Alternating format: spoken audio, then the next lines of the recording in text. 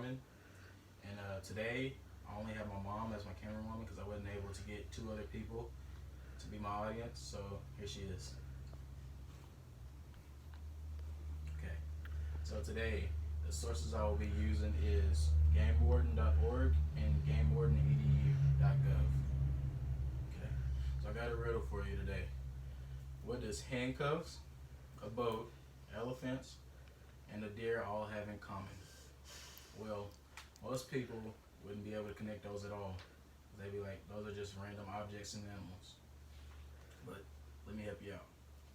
These are all the things that a game warden struggles with and comes in contact with, and it impacts their day, like, very often.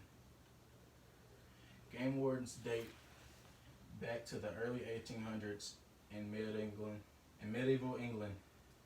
Kings, keep in mind, kings used game wardens to hunt on their land, protect, and just watch over it. Because a lot of times poachers and people will just go out there and kill animals just for fun, for no reason.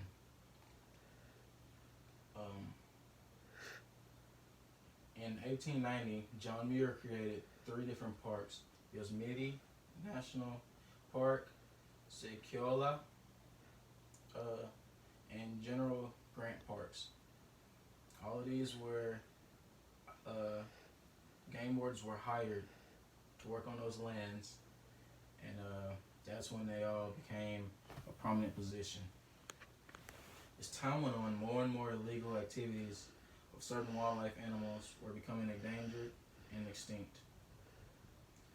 People were killing animals so they could sell parts of their bodies, such as elephant tusks, rhino tusks, even bear paws or claws. In 1900, the Lacey Act was passed that defended game and prohibited shipping of wildlife, importation of injured species.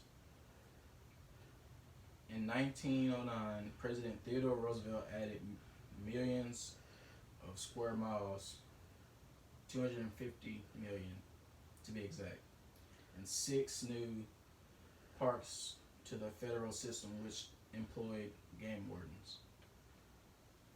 Game wardens became more and more popular as time went on, which had a major impact in the criminal justice system.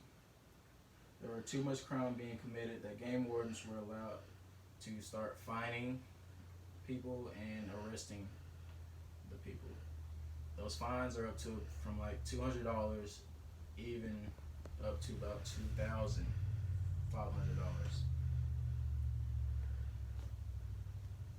That individuals violated the law. People were hunting in the wrong seasons, poaching, selling animals that should not be sold.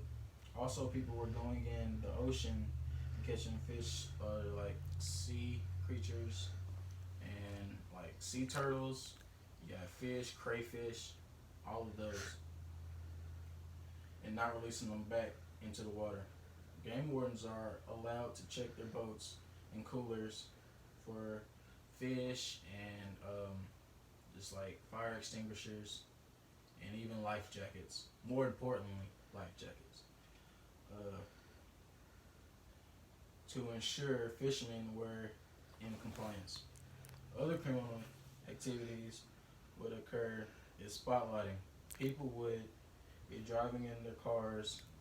They would shine their lights at the animals, like at their eyes, to get them to look up, and as soon as they look up, they shoot them. Okay, so again, game wardens are needed to prevent all of these illegal activities from happening. As you heard, the creation of game warden position has had a major impact on the criminal justice system. Game wardens support law enforcement because regular policemen cannot patrol the streets, wildlife, lakes, and sea without game warden supports.